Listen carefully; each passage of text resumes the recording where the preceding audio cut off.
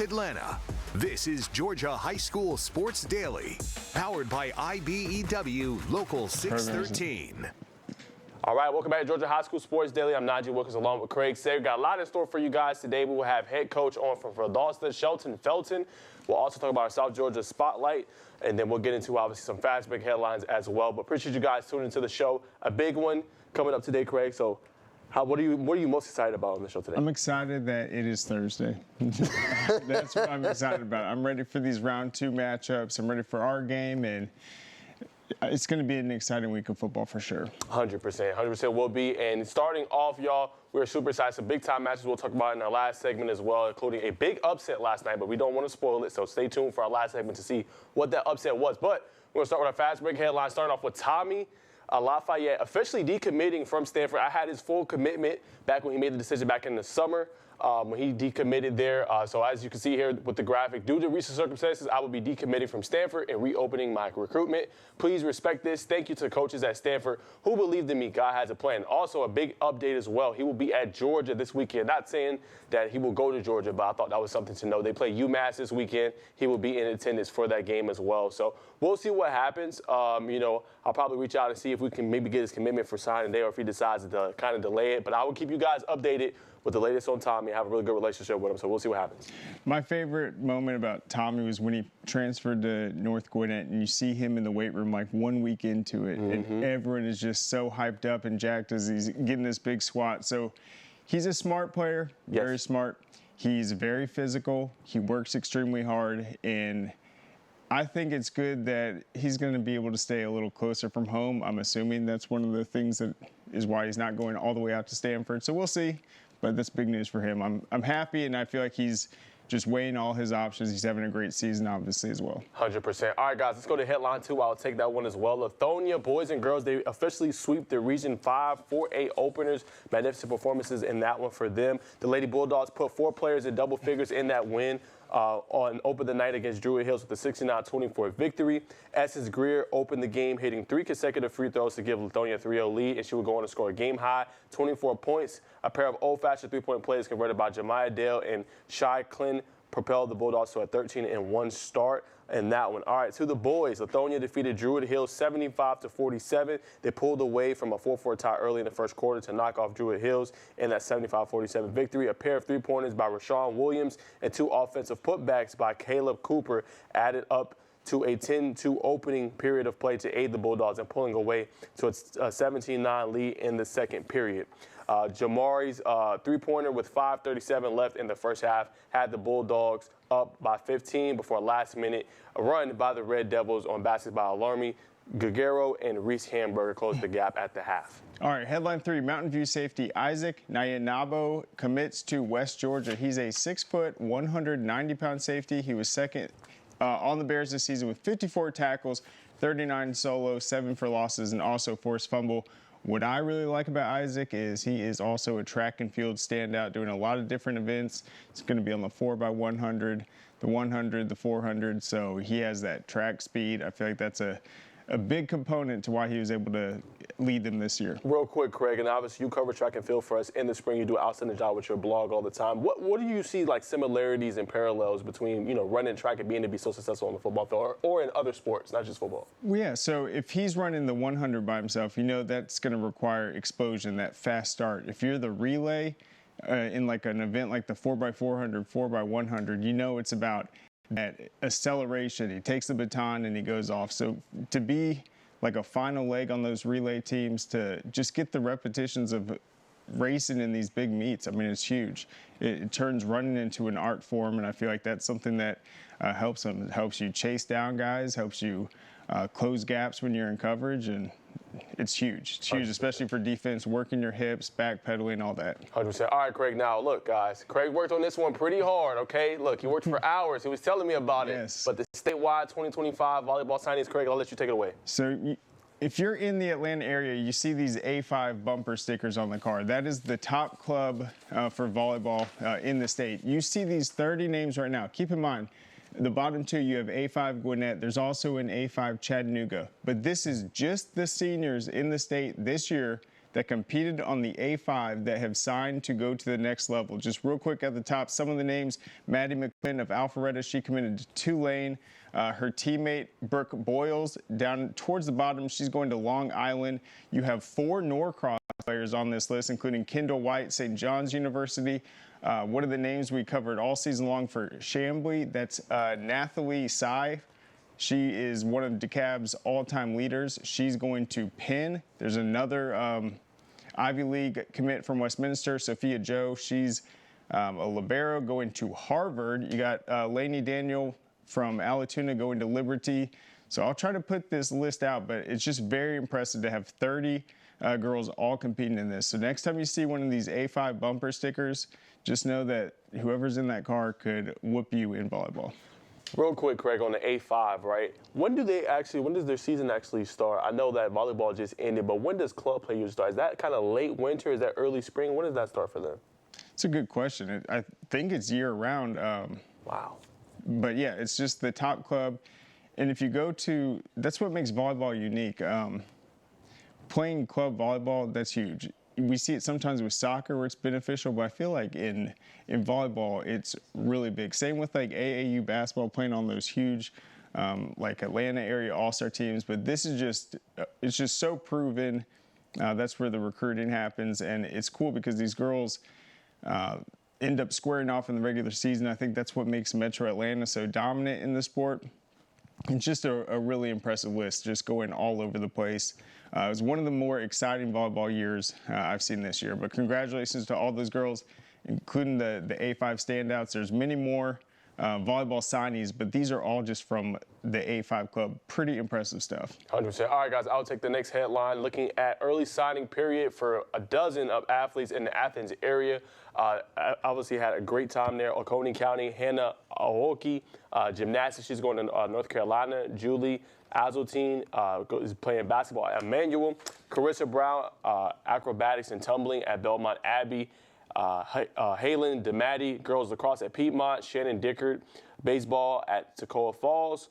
You have Noah Goddard, lacrosse, Lenore Rye. Cole Johnson, baseball, Georgia. Olivia Miller, volleyball, West Georgia. Eleanor Pichetto, diving, North Carolina, Asheville. Will Roberson, baseball at Toccoa Falls. Carter Stamps, girls lacrosse, Young Harris.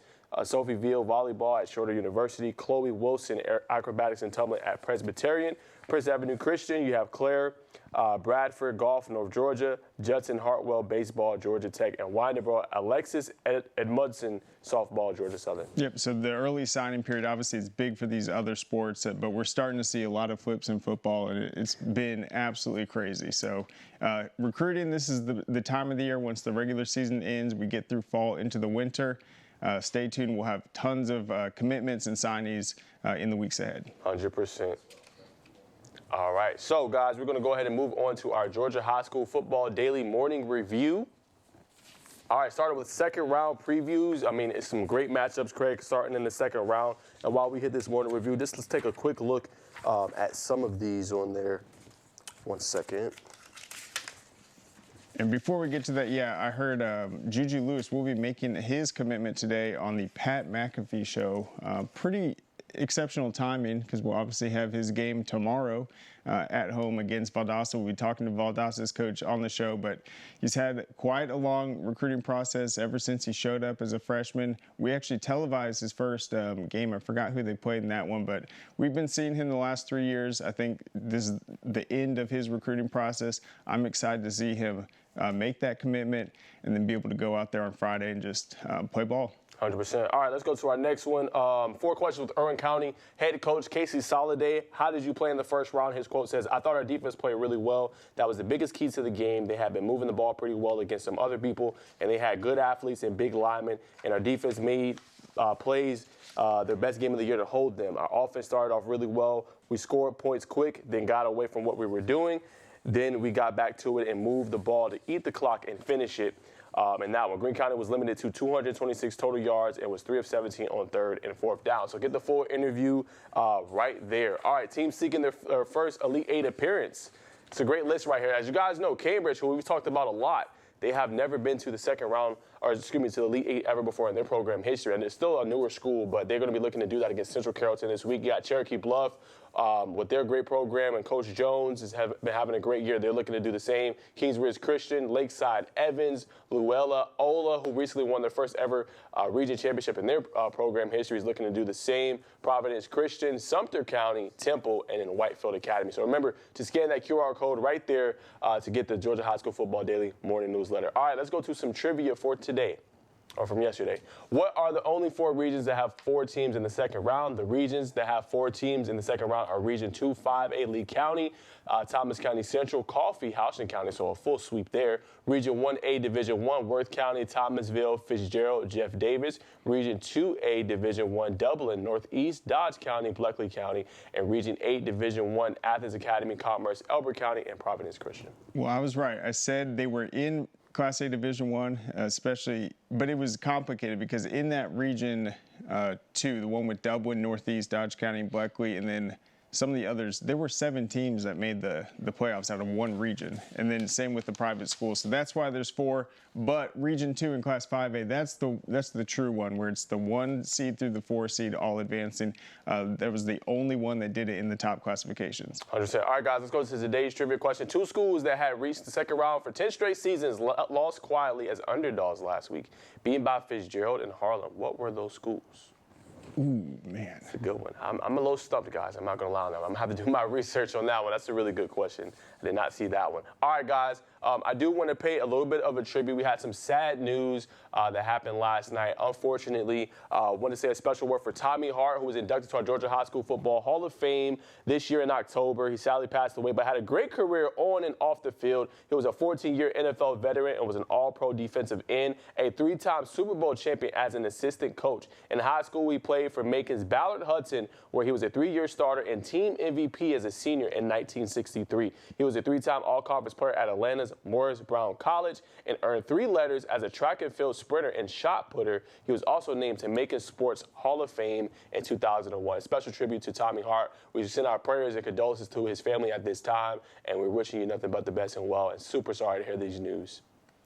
Yep, I'm glad he was able to get in. Obviously, in the years to come, we'll be able to honor him as a part of that class. Hopefully have some representatives from his family continue to come out and keep the legacy alive. 100%. All right, guys, coming up, we got some good stuff for you. Shelton Felton should be on the case, but we're going to have our Corky Kell basketball. Look at the matchups before we have him on in segment 3. So don't go anywhere. Come right back on Peachtree Sports Network. Great teams are committed, focused on the details, and work hard to be their best. From practice to games, right down to their gear. Your field is a critical part of the game that allows your athletes to showcase their athletic abilities. Sports Turf is committed to bringing your team innovative sports surfaces with unparalleled performance. You bring the vision. Our team brings it to life.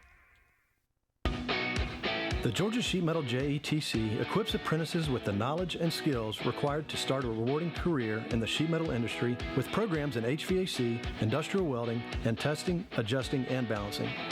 Training is 100% free and allows apprentices to earn as they learn. Journeymen graduate with no student debt and have the potential to earn more than most college graduates. Visit our website to learn more about this opportunity at careersinsheetmetal.com. This makes my dad proud. He went through his whole career as an employee. Now I'm the employer, something he didn't achieve. We are signatory to IBEW and do IBEW people wherever we go that we feel like they are faster and better than any of our competition. The advantages of being a signatory contractor is you're trained employees. You have unlimited manpower. It allows me to bid on jobs that I ordinarily would not go after. Man, you know how to do this? Man, I don't even know. I was flipping burgers last week. Violation, unsportsmanlike conduct, impersonating a craftsman. Skilled trade unions are well-trained career pros, not part-timers. Construction is a rewarding and lucrative career with the advancement potential, but you have to do it the right way with the right training. Learn how you can be a pro. Find your career at GeorgiaConstructionCareers.com. Georgia High School Sports Daily is brought to you by the International Brotherhood of Electrical Workers, Local 613. Electrify your career. All right, welcome back to Georgia High School Sports Daily. I'm Najee Wilkins along with Craig Sager. Remember that the show is powered by IBEW Local 613, and you can watch the show on the 11 News First app. You can stream it there, CBS Sports Local Zine app as well, and on Peachtree Sports Network via YouTube TV. But we do have some news from Westminster. Their coach has officially retired, Coach Romberg. Craig, I know you knew him very well. 33 years there at Westminster. Jerry Romberg. Just talk a little bit about that, Craig, and what he meant to that community. I think they're really going to miss him. He was such an outstanding coach, just a fun person to be around. And my favorite memory by far was 2015. We're at the Georgia Dome. They're playing Blessed Trinity. They go into overtime. They end up winning 38-31. That's when they won the state title. And I have this video of Coach Romberg. He just can't believe it. He's running around in circles.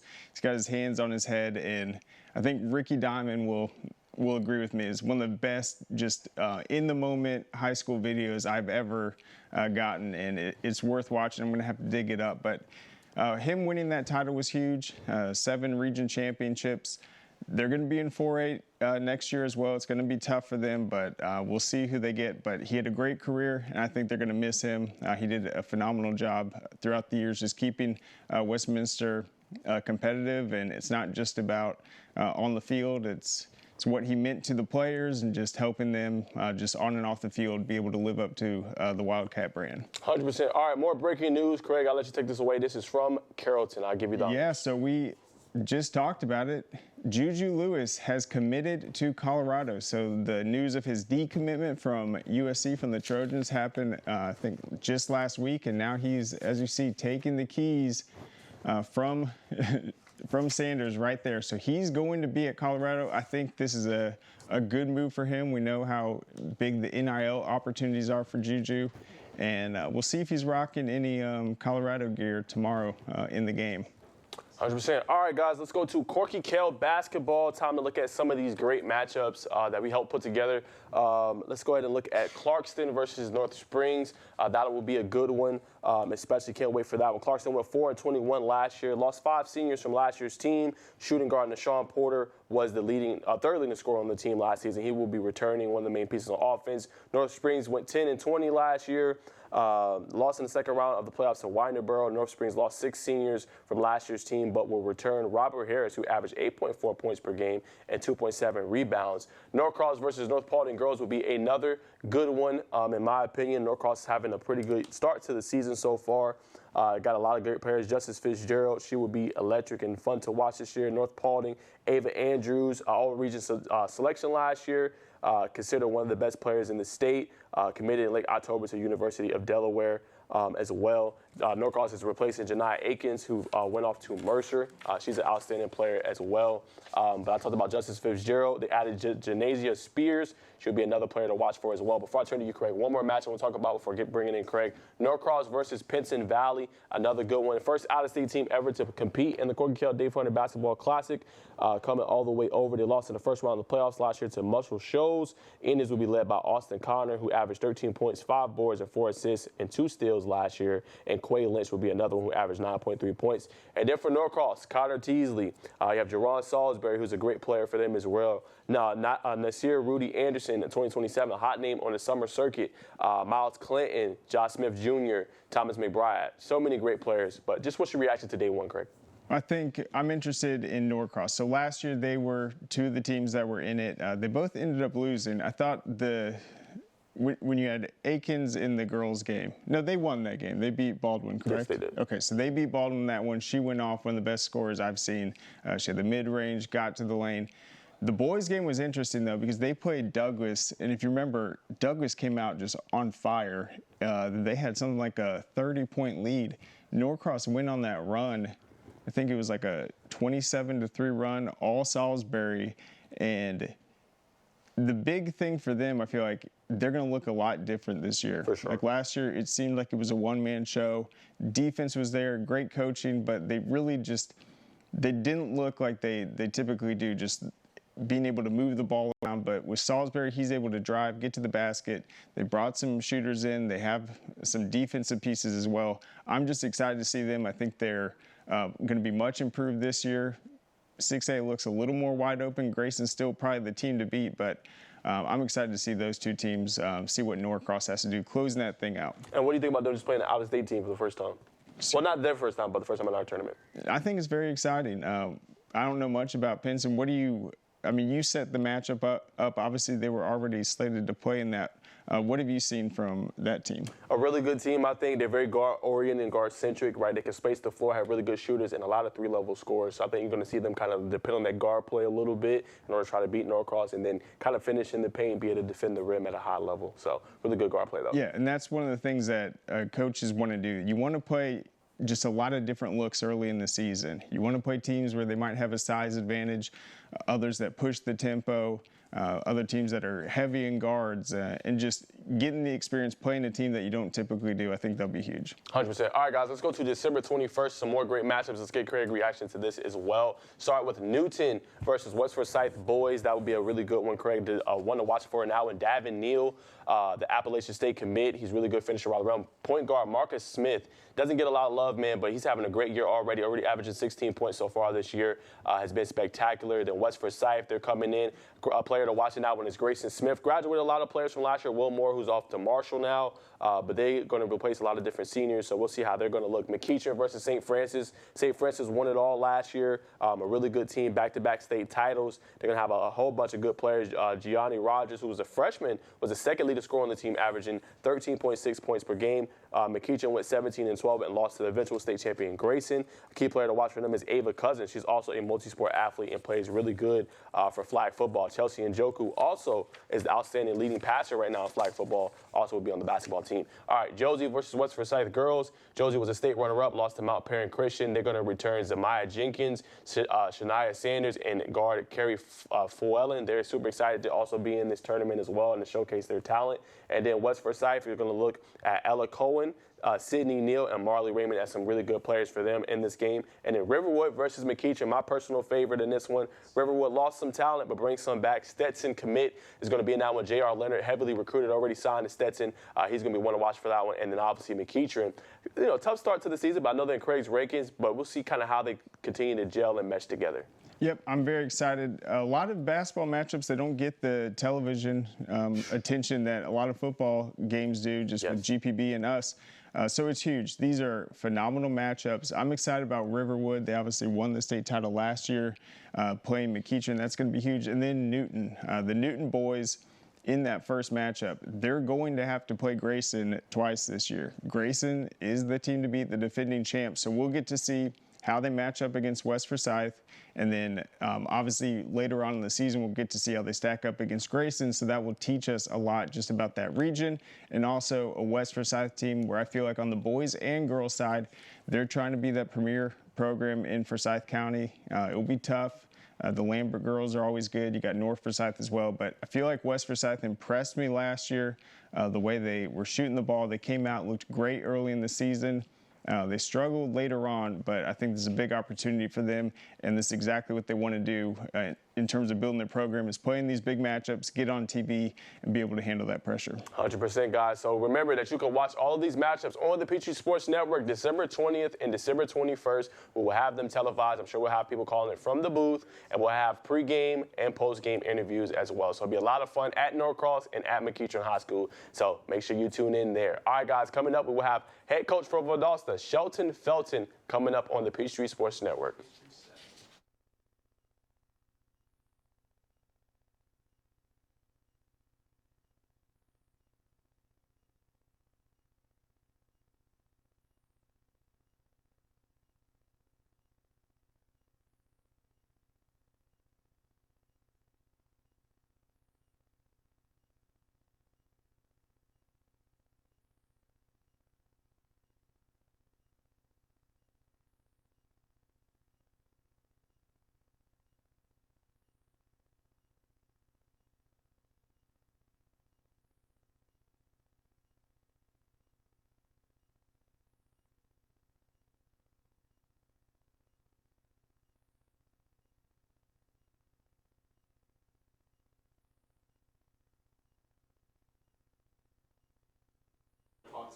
He's on. We don't have his video for some reason, but What's going on, Coach? Can you hear me?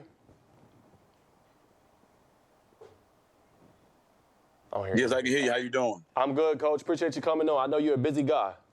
Oh, you know how I go. Thank you for having me, though. Of course, Coach. So, yeah, we'll have about 2 minutes left after this break, and then we'll talk about some Valdosta Wildcats and talk a little bit about this matchup.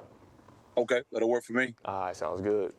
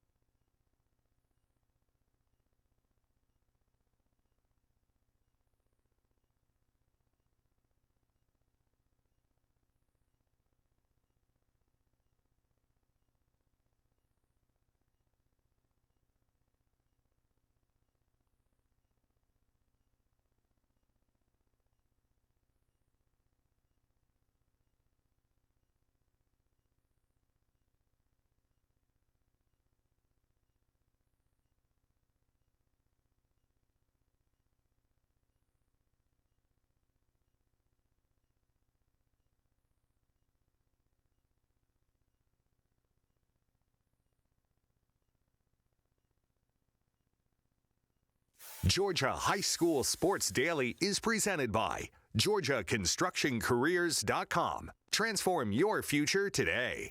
And by Smart Local 85. Sheet metal is a smart move. All right, welcome back to Georgia High School Sports Daily. Najee Wilkins along with Craig Sager. So we're not going to waste any more time. We're going to go ahead and bring on one of the best coaches in the state, Shelton Felton from Valdosta. Coach, what's going on? Going on? Not much. How you gentlemen doing today? We're doing good, Coach. We know you're busy. Man, we appreciate you coming on. Thanks for having me, always. Yes, sir. All right, Coach. So I want to start a little bit with just this team battling in that region. Let's start there, Coach. We talked about it with you before, but playing some really good teams down there. Had the Wintersville Classic, played Lowndes. I know Ty Robinson's a little banged up. What do you think you learned from your team going through kind of that gauntlet and still being able to stand and still being, a top seed this year? Well, I just learned, that our kids are getting better and better. Our physicality, our ability to play together, and it's never good when your best player go down, but we learned we still can play and carry the team on different levels. It's three phases to a game, and we played together as a team. And, we're a different team when number two is healthy. And the biggest thing, the gauntlet we went through, like the ability to play tough football, play great competition and great coaches. It's hard to put a value on that, but it helps in the playoffs. 100%. Now, Coach, I want to ask you, your game last week was obviously televised. You guys played against Walton, came out on fire, right? Had a big lead early in that game. What was your message to them as Walton was making that comeback, but then they was able to make those plays late and kind of pull away? What was your message to them? Well, the biggest thing, we want to play good, and we want to come out and show that we still on the top team in the state. We came in and done that. Then we just had a moment of letdown, which just to gas, outfluff the gas. But Walton was a great team, explosive offense. But, once we went into halftime, we told them, find a way to win. We got to finish this game. A great team find a way to finish, and we found that way. We finished the game.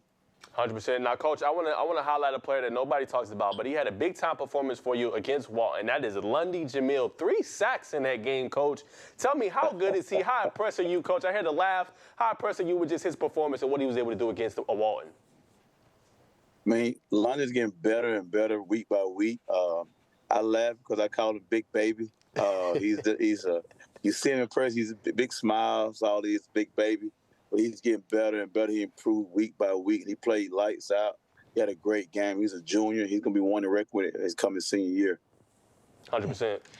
Coach, I want to ask you about Marquise Fennell. He has come up big for you guys, especially with Todd nursing his injury. He's taking a lot of carries. What have you just talked to him about his role increasing late in the season, then obviously in the playoffs? So the biggest thing we preach about also, how we talk about, if you stay ready, you ain't got to get ready.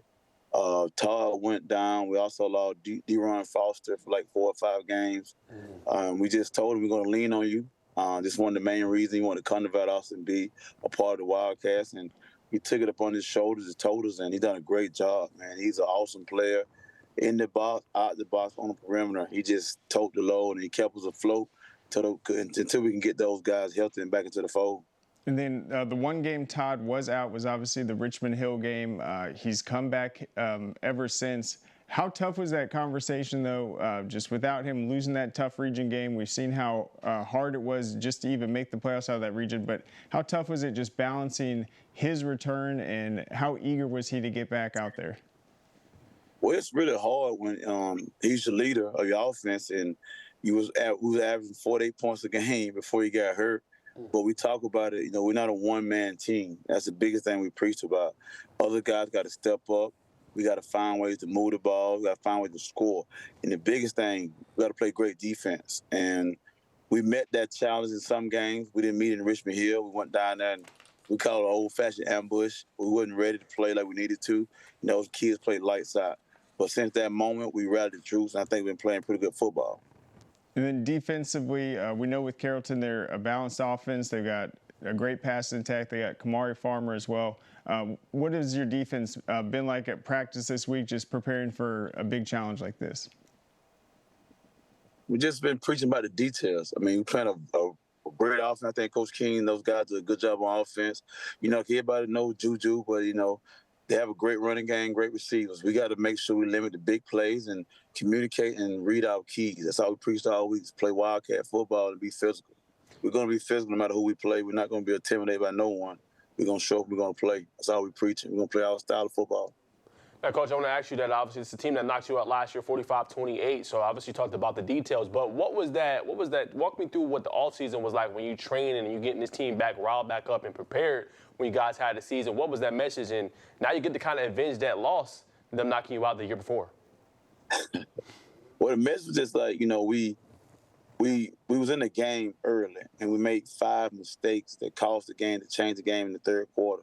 They exploded in the third quarter and took off from us. Then we decided to try to come back in the fourth quarter. But the biggest thing we just talk about is starting fast and finishing, maintaining and finishing.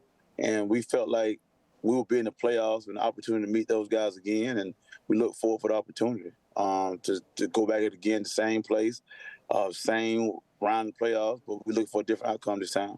All right, two-sided question for you, Coach, on Todd Robinson, right? Obviously, he's one of our Mr. Georgia finalists. I don't know if you know that, Coach, but I do want to break the news and tell you that he had a great season this year for you. But I do want to ask you, Coach, 414 passing yards, 5 touchdowns, and he's banged up. He's not 100%. What were your thoughts on his performance and him gutting it out, and what's kind of his health going into this game? Man, I just have so much love and respect for Todd, for what he's become since his freshman year. And we knew he wasn't 100%, but it'd been a cold day, which is going to be this Friday before we sit the game out. And he's going to play. He's a warrior. He's our leader. And he went out there, and then we're a big RPO team. He read it right. He made completions. He don't get no tougher than Todd Robinson.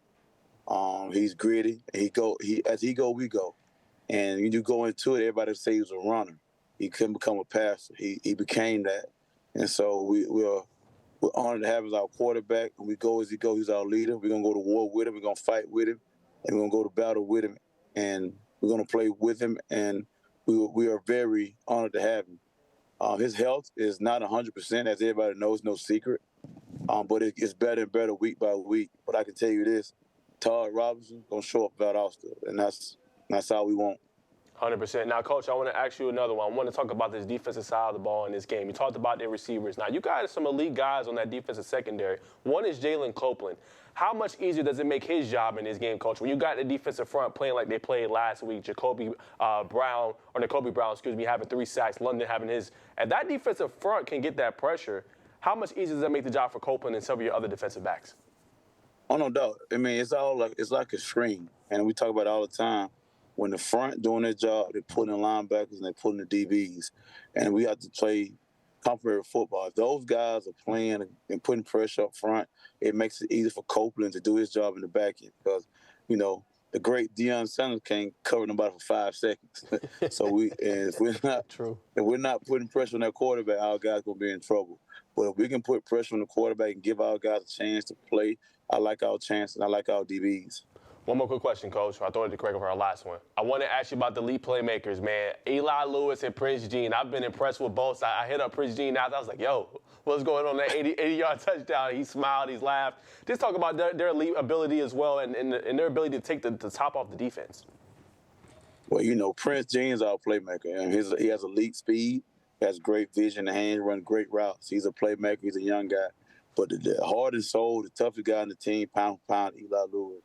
He does everything for us. He's all just in and everything. He'll block in the C area. He'll run the ball. He catches the slant. He comes across the middle. He goes to deep ball. And nothing Eli can't do. He's just undersized. But his heart is unreal. He's a true meaning of what we talk about being a Wildcat. He's going to fight to the end and give everything he got. When those two guys are playing and talking final, I mean, they're hard to beat and they're tough. And no matter how many stars the other guy has, he's going to sit up and play when those guys come on Friday. And then in terms of Eli, what has he brought to you guys just special teams-wise as a return man? Well, he's just his ability to return kicks. He's great in the catching punts and return guy. I mean, he does so much. And, like, he don't get the accolades the other guys get because of his size. But, you know, it's going to be hard for me to find a better high school player in the state of Georgia than Eli Lewis because he has great return ability. Because the biggest thing about Eli, he gets north and south. He don't run east and west. He gets north and south with the run, and he has great vision in the hands, and he's special to us. He's an all-around guy. He's over 1,000 total yards for us. Man, he's another guy that just does it all on all three phases. 100%. Well, Coach, that's all the time we got. I want to say thank you so much for coming on, talk about your great Wildcats, and good luck this Friday night against Carrollton. Thank you. Go Cats. Yes, sir. Go Cats. All right, guys. There goes head coach Sheldon Fellow. Coming up, we have Peachtree Ridge head coach Matt Helmerich coming up in our segment 4. Dang, where you get this car? You need to join the union. The union? Absolutely. You can get 10 of these. Union construction workers earn the highest wages with the best benefits and the most protection in the construction industry. Find your career in construction. Go to GeorgiaConstructionCareers.com and start your future today.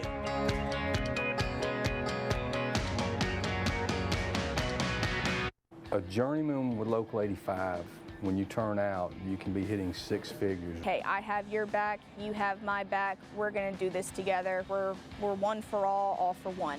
College just wasn't for me. Let's look into actual career jobs that wouldn't take college, where I wouldn't, lose money and all that. Instead of losing a lot more money at the end, why not make money and make more money at the end?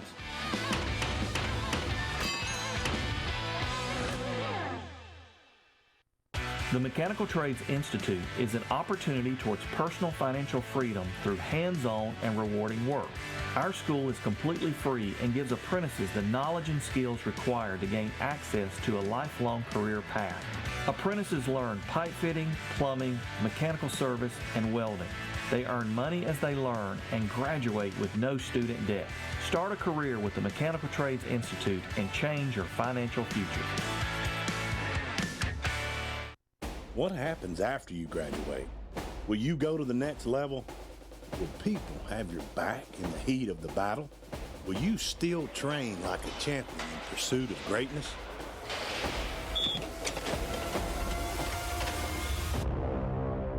You will when you become an IBEW electrician. Join our team. Visit IBEW613.org. All right, welcome back to Georgia High School Sports Daily. Najee Wilkins along with Craig Sager. So now it's time to talk up and catch up with Peachtree Ridge head coach Matt Helmerich. I got a chance to visit them in the spring, and I was impressed with what I saw. But, Coach, how's everything going? How are you feeling today? Good. Just winding down the week and, looking forward to getting on the road tomorrow afternoon. 100%. Now, Coach, I want to ask you about a turning point in this season. You guys started 2-4 and have rattled off 4 of the last 5 games. Just talk a little bit about that, Coach, and what was your message to your group to kind of just stay kind of in phase and be able to kind of pull off these wins and make this little playoff push you're making? Yeah, I mean, from a scheduling standpoint, obviously you go 10-2 last year and have a good season like we did. Some of those, lesser programs don't want to play you. So obviously we had to beef up our schedule. We wanted to make it tougher. to prepare us for the playoffs and everything. So, right out the gate, Roswell, and then, go down to Florida to play one of their best teams. And, we had a rough start. We had some bumps in the road there, but, playing over here in Gwinnett, and like I said, playing one of the best teams in 5A in Roswell, one of the best Florida teams. I mean, we're about as battle tested as anybody in the state. So I think that's really paying off right now. 100%. Now, Coach, walk us through the game last week, a big win against North Atlanta, a really good team, as you said, battle-tested group that you have. But talk about kind of what happened in that one and pulling out that win against North Atlanta. Well, I tell you what, the extra bye week helped. Just getting some guys healthy and getting prepared for North Atlanta. What a good team. They were a good, solid all-around team in all three phases. So we knew it was going to take a complete game by our guys. Offensively, one of the probably the coolest things I've been a part of. But we've been, wherever I've been, Johns Creek and Peachtree Ridge, we've been more of, spread, RPO, air raid type offenses. So we put a plan together to try to run the ball and to go over there and rush for 411 yards. Was pretty darn special. So, Darnell had a great job, had a great game, running and throwing, and blocking. He had a little block on a reverse that was all over the internet too. So, here it is right there. So, Darnell had a great game, probably his best game as Peachtree Ridge Lion. This was a play that kind of sprung open the game a little bit. So, like I said, it's been a long time. Can't remember the last time in my 23 years that I've been a part of a team that rushed for 411 yards, especially in a playoff game against a really, really good opponent. So, I'm sure they had the defensive end that just committed to Georgia, and I'm sure they were licking their chops, trying to, try to stop our passing game. And, went out there and played really well on offense, able to run the ball. And defensively, played really, really well for 3 quarters, gave up a couple there at the end. But, I think it's probably our most complete game of the season, and it came at a good time because North Atlanta's a really good team. For sure. Now, I'm going to Craig ask you obviously more about Darnell Kelly and that block, but I talked to you in the spring, Coach, and you said you're going to kind of do it by committee a little bit this year with running back, obviously Bryce Green, Darnell Kelly's chipping in, but you just said y'all ran for 411 yards. So how impressed have you been overall with just the running game this year with this group and guys, everybody just chipping in to help out and keeping a balanced attack, not just passing, but also keeping it on the ground as well? Yeah, I mean, we got Cedric Addison, who was our leading rusher last year as a sophomore. He's a junior now. He's had a really good season. Obviously, Bryce Green can help out in the passing game and running game. His last 5 games have been unbelievable. And then our third string guy was, is Nate Crowley, who's a senior. It started for us in 2022. So, and then our 4th string kid's pretty good too, Justin Davis. So, we got a really good running back room and offensive line kind of being banged up, moving some guys around a little bit throughout the season. But those guys really come together and obviously we got Dennis, tackle, just got offered by Georgia, so he's gotten better every single week. So just seeing those guys kind of come together and like I said, peaking at the right time. Yeah, and Coach, North Atlanta is a team that's had some great comebacks, really talented, experienced program. You guys have the big lead at the half. You're having success. How confident were you guys just being able to close out, and just what do you see from your team just with the lead but still being able to handle the moment and not let any opportunities come for North Atlanta?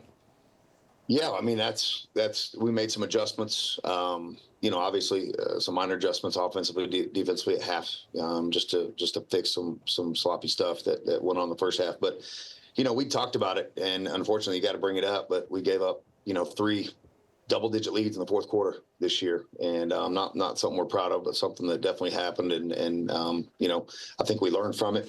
And we talked about starting the 3rd quarter fast, and came out. We had a kind of a couple D linemen in our heavy package and put those guys in, and I think we ran it 6-7 straight plays and scored in a 6-7 play drive and didn't throw the ball once. And we had a decent lead at halftime, and I think that was kind of the nail in the coffin, so to speak, and kind of help us. You could see kind of the air. They took the field second half and had a little confidence to them, a little swagger to them, and I think that took the air out of those guys a little bit. Just running the ball down the field. So I think that was huge, and it gave our guys confidence. I think we got to stop after that and close it out from there. Absolutely. And Coach, you're still a young team. You guys were really young last year, still a lot of juniors playing. In this next matchup, though, with Hillgrove, it's a great team. We know kind of what their identity is offensively. They're going to want to run the ball. They've been very successful at that. How would this compare to maybe some of the other teams you faced this season, just in terms of their running ability? Yeah, no, great question. You know, I was just talking to Coach Deshaun earlier. You know, they play probably harder than any team I've seen in the last 5, 6, 7 years. So they play extremely hard on both sides of the ball, and they're extremely physical. You know, I was talking to him a little bit about, you know, kind of feeling like we're in a time warp back to 1989 or 1992, because just the teams we've played this year, especially in our region, that have gone to, you know, back to pro style and just smash mouth football and sticking a lineman at tight end, sticking another kind of lineman tweener guy at the H-back and having 6, 7 linemen on the field and just trying to run it down people's throats. So we played against that the entire year, and we've been successful at times, and then a couple times we have not. But again, I think that goes back to us being battle tested against those type of teams. You know, these guys aren't the biggest, the fastest, but they may be the most physical team we played all year. They are scrappy as heck. So we're going to have to match that intensity, and it's going to be a good battle. Real quick with Darnell Kelly, your quarterback, that was a very impressive block. Obviously, he went off running the ball, great decision making. Talk a little bit about his toughness this year, maybe a difference from last year. I think just another year in the offense and feeling more comfortable. You know, we lost 3 or 4 really, really good senior receivers last year. You know, we got one senior this year is kind of a tight end receiver hybrid. But the other eight of our next top 9 guys are all underclassmen. So, you know, did some good things over the summer and some 7-on-7s and everything. But you know, again, I think we're peaking at the right time.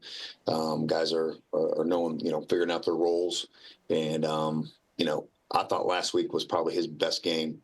And it wasn't him throwing the ball for 400 yards. You know, I think he threw for 182 or something like that and ran for another 149. But just his decision-making, taking care of the ball, knowing when to pull it, you know, when to run it, when to give it, when to throw it. I think, you know, he's come light years in the last, you know, 6 months. Just you know, getting better at all those things. 100%. Coach, I want a quick answer on this one before we let you go. Kobe Adeleke Hoax leads you in receiving this year. Young guy. Just tell us real quick about him and what you see from him this year. Yeah, he may be the most athletic kid on our team. I mean, I don't know what his vertical is, but he can jump out of the gym. He's got speed. He's got great hands. You know, he's good in the return game. And again, just you know, I think took a couple weeks, couple months, whatever you want to call it. Just him getting his feet wet and getting on the same page as Darnell. And you know, he's come along. You know, he can do it all. He can be a deep threat. He can be a jump ball guy, and he's got no problem, you know, going across the middle. So, you know, he's come a long way, and I think it's a little bit more wide receiver by committee with some of those other younger guys too. 100%. Well, Coach, that's all the time we have for today, but always a pleasure seeing you, Coach Helmerich. Love what you're doing out there in Peachtree Ridge, and good luck the rest of the way, Coach. Thanks, man. Appreciate you guys. Yes, sir. All right, guys, coming up, we'll have our South Georgia Spotlight. We'll talk about some South Georgia matchups in segment 5.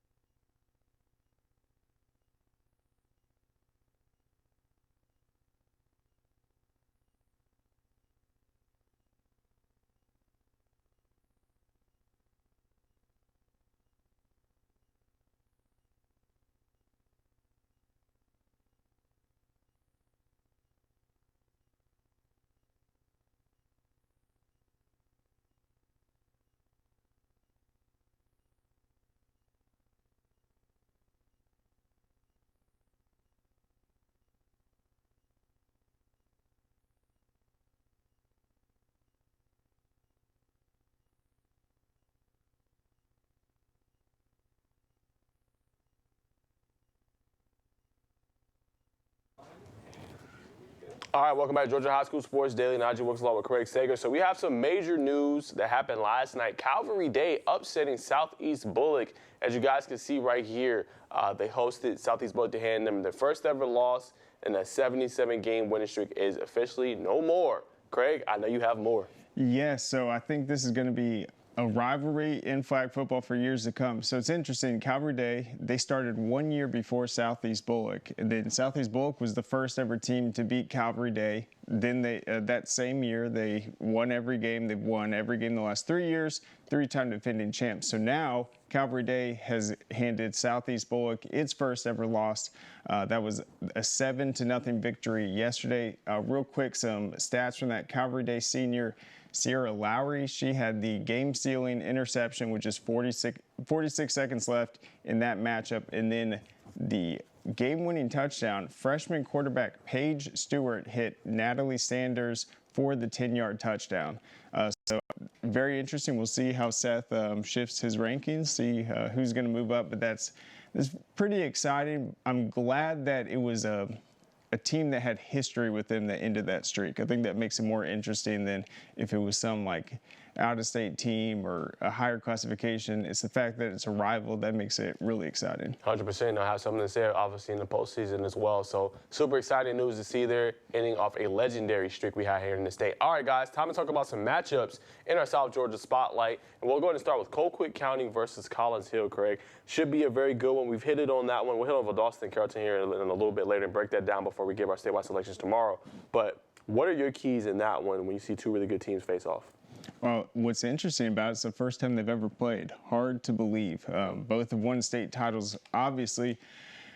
I think, who would I give the edge in special teams? Slightly to Colquitt County. I've said I think they have the best kicker in the state with Fitzgerald.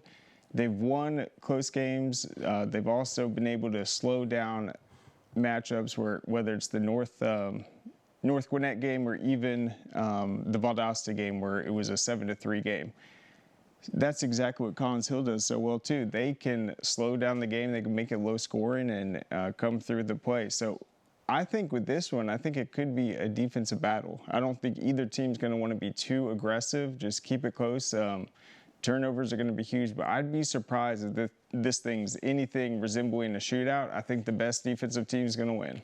100% agree, Craig. I think when you look at Collins Hill defense, you got to look at Cottrell Webb, who leads them with 13 sacks. You also have, obviously, Ducey Geralds, who has 12. Both have been phenomenal this year for the Collins Hill Eagles. But can they stop that running game for Colquitt County will be key in this one? Deshaun Brown's having a phenomenal year so far for Colquitt County. Lean on him very heavily, have a true freshman quarterback. But I want to see, both defenses are probably going to gear up to stop the run. We've seen Ducey Geralds use a little bit on offense as well, running the football. Which quarterback can make the plays in this one? Makari Cross, a young sophomore, true freshman on the other side, obviously, for Colquitt County. Who's going to make the plays to win this game? I think is going to be key. Defense is obviously very important, Craig, and I agree with you. But somebody got to make the plays late in that game. I wonder who it's going to be. Yeah, I think both defenses are going to force the opponent to pass the ball.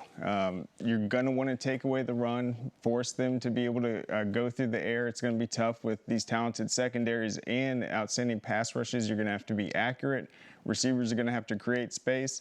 But I think up front, Collins Hill might have an edge. Just their defensive front is obviously the strength of that team. They're as good as anyone. But both of these teams look great in the first round. They're both obviously battle-tested, and Colquitt County is a very tough place to play.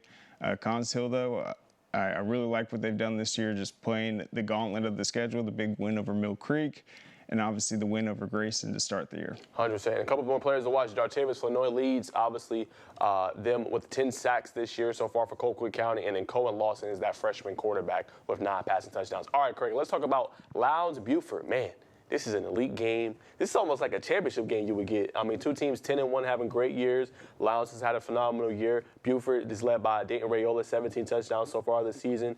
Two really good opponents. Craig, what's your keys in that one? Well, it's hard to believe. Once again, first ever time they've played, and that's because Buford has not typically been the highest classification. So that's really exciting. It's going to be at Buford. Lowndes has been, I feel like, just a solid team throughout the year. I mean, we knew they were going to be able to contend for that region title once we saw them racking up the wins. But with Buford, when we've seen them play, I feel like when they go pedal to the metal and just Don't worry about the turnovers. Just take it one play at a time. Use all that talent they have on their team. They can overwhelm you. We saw what they did that in the Douglas County game. I feel like what Coach Appling and his team needs to do is just play fast, be aggressive, and I think they have the playmakers to do it. And then speaking of aggressive, obviously you have Jordan Ellis who's having a phenomenal year. He had a breakout game against Douglas County earlier this season. He was phenomenal.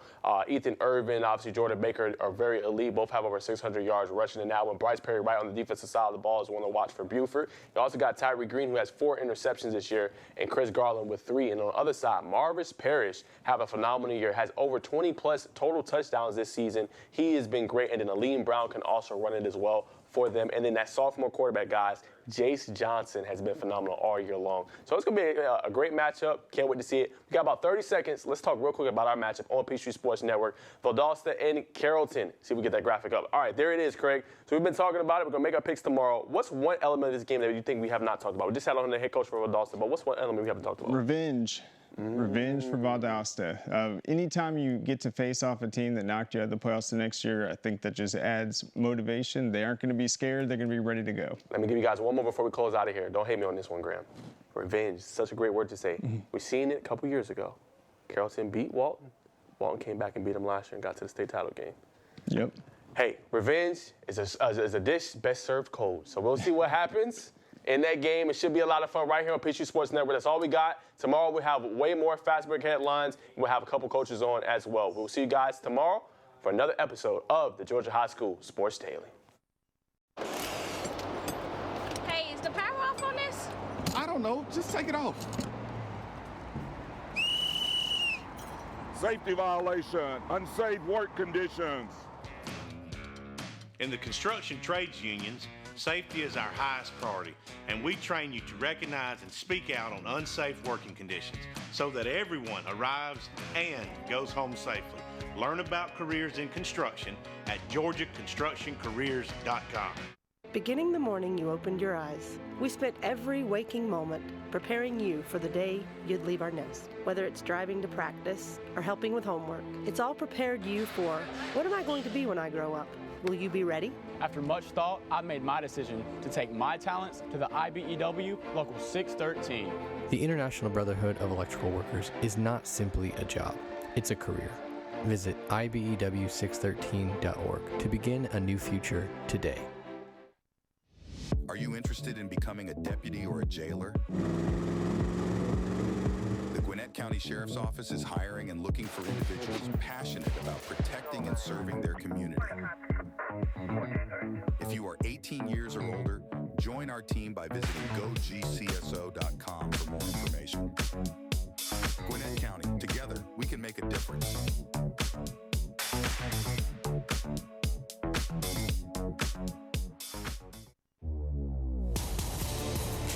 Basic